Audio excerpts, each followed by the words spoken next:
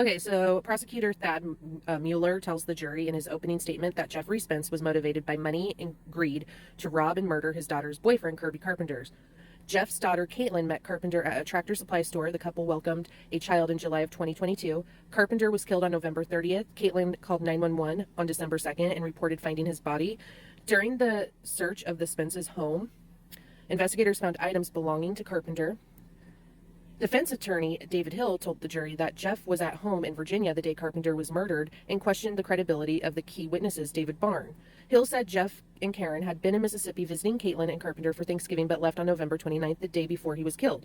Hill said Jeff wasn't charged until 1 year after Carpenter's murder. Detailed Barnes' extensive criminal history and questioned Caitlin's credibility as a witness.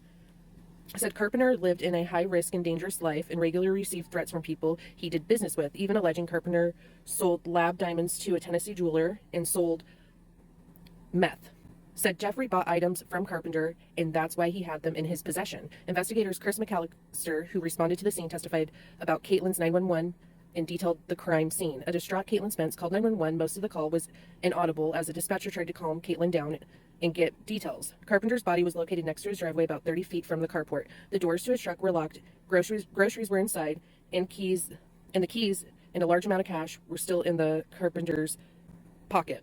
Crime scene photos show a curtain was draped over his body and a toolbox placed on top. McAllister testified that there was drag marks. McAllister testified that with his 20 years of experience, it seemed that someone who knew Carpenter killed him, suggesting a robber who would try to get in and out as fast as possible.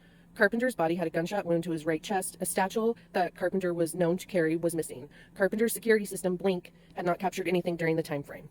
So that's where we're at right now. They're on recess. I'll come back with more info.